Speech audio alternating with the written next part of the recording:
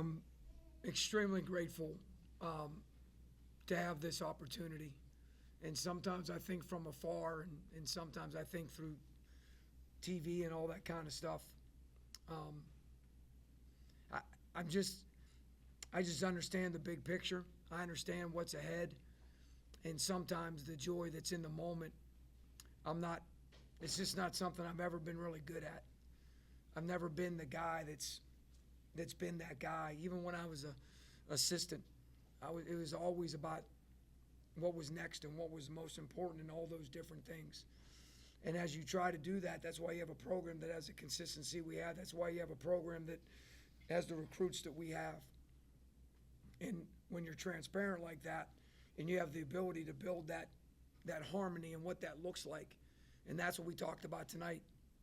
It speaks clearly in Corinthians, and it talks about the body has many parts, none more important than another. Except it says this next thing that I told the guys, and I circled it. Each part is just where it should be. And that's the thing that I love the most about that. From that book I like to read with 66 chapters, like each part is just where it should be. These dudes are where they should be. The more they grasp that, the more they understand that, the more they come together with that. 33 assists is a good example of that. Everybody scoring is a good example of that. Though not perfect, because unfortunately we live in an imperfect world, right? And I want it to be perfect. And I'm always striving to whatever we can do. The next one. To these guys' credit, they just continue. And we've made strides, and we're going to make more strides. And then we're going to take a couple days off, and then we're going to prep for SIU Edwardsville on the way to Nebraska. But SIU Edwardsville is next. And they're another mid-major opponent. It's like playing another A-Sun road game, just like we've already had 2 A-Sun home games. And he has no understanding of this. He has no understanding of this. Like, these 8 new guys have no clue about this stuff. And that's what I'm trying to impress upon them during these times. Because in January 2nd, that's when the rubber meets the road. And we've got to be at a point where things are just like this. And we will.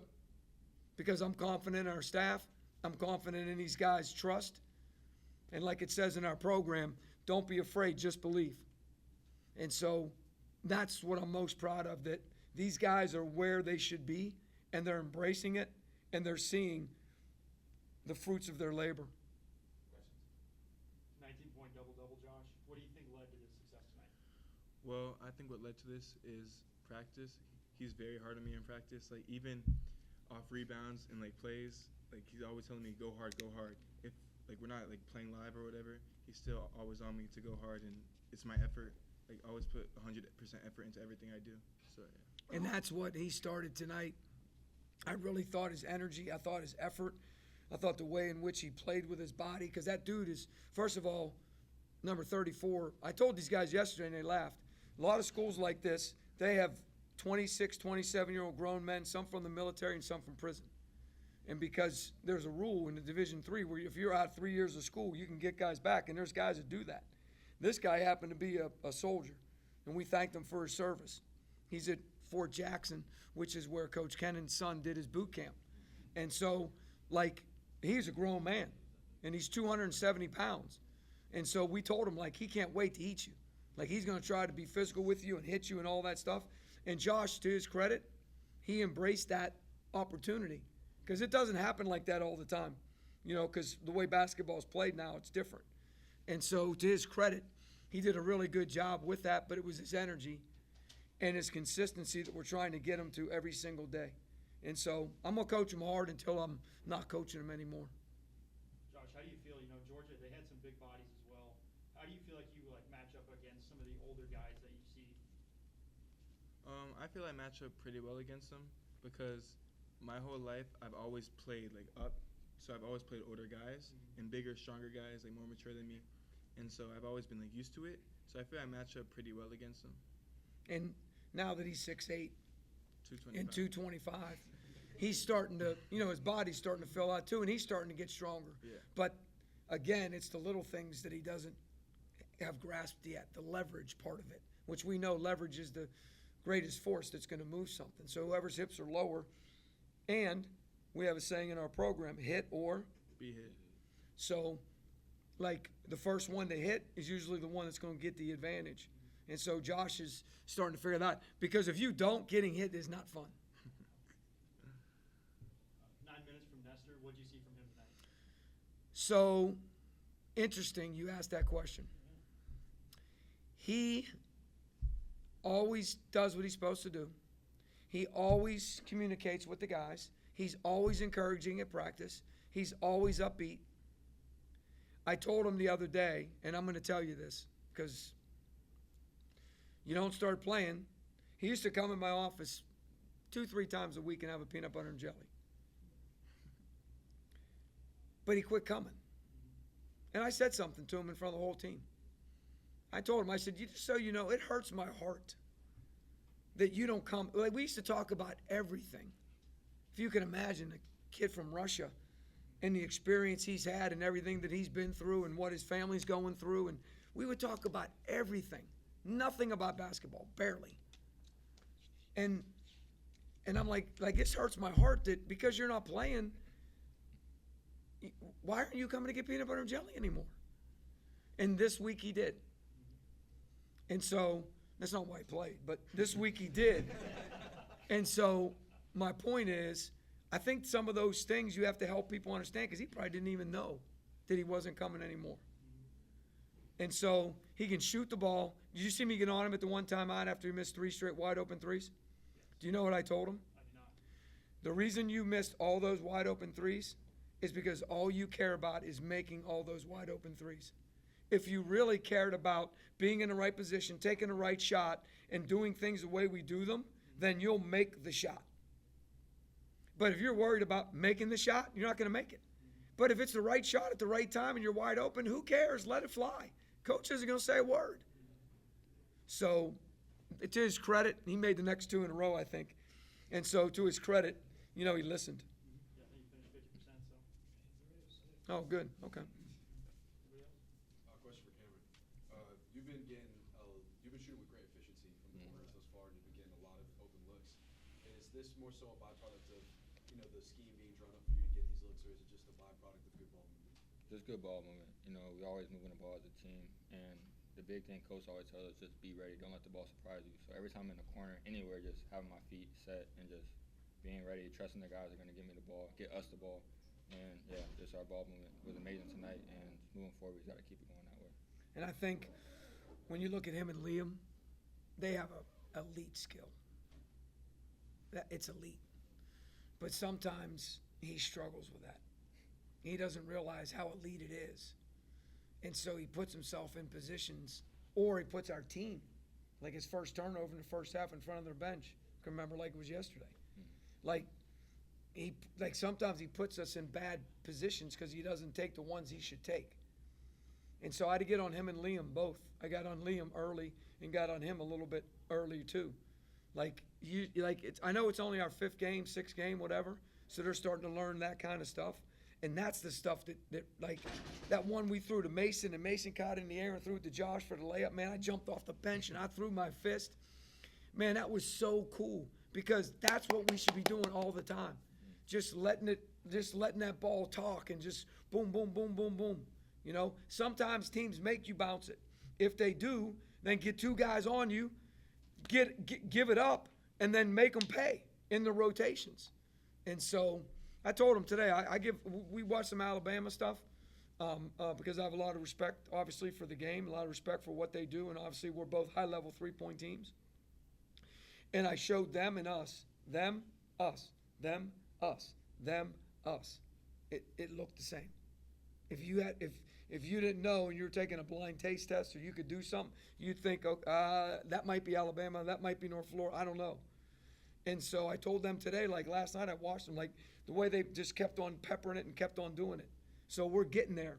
But tomorrow is going to be a high-level practice that we've got to go to the next step. We're going to give them the weekend off, which is nice because we're very blessed kind of how the schedule played out. And then we'll get back after it on Monday. and ready for Thanksgiving.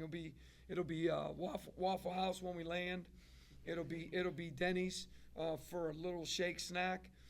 It'll be a hotel for a great Thanksgiving dinner, and then we're gonna go.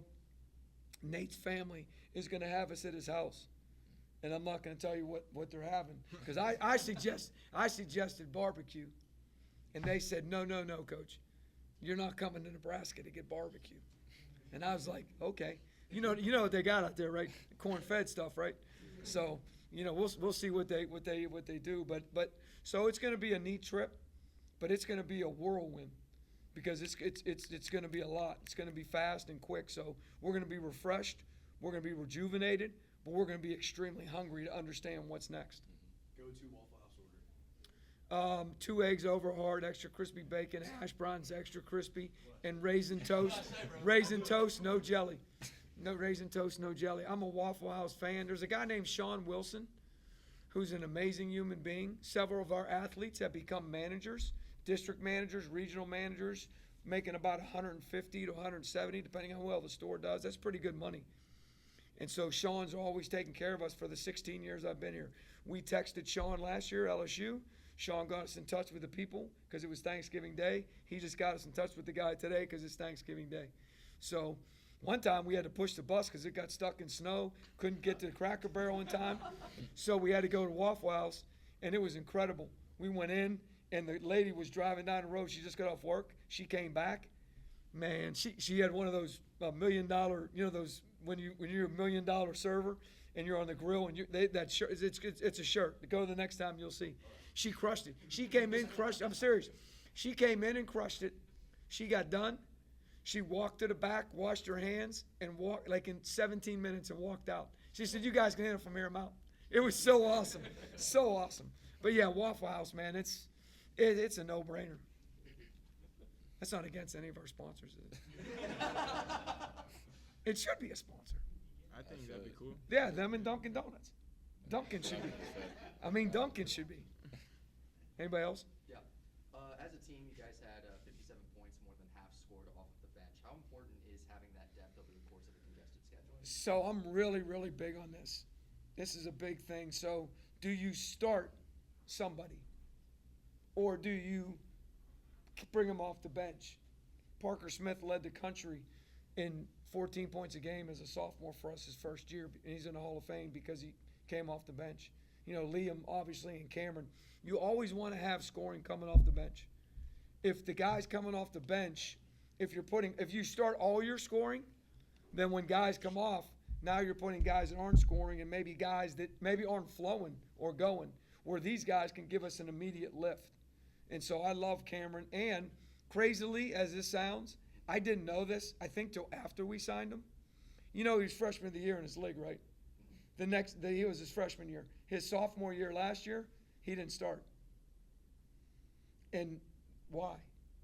Well, I started at first, and then kind of like what you said, just having scoring not come off the bench. So conference, I came off the bench because of that reason. Okay, I was right. You're right. When it mattered, I was off the bench. So. Okay. Yeah, so, and that's not why I'm doing it, but it is part of it. It is part of it. Like, we like to have that. And the other thing, too, is we're always worried about, Josh's energy and Josh's effort. Sometimes it gets Josh in trouble, too. Maybe he gets a foul he doesn't want to get or whatever.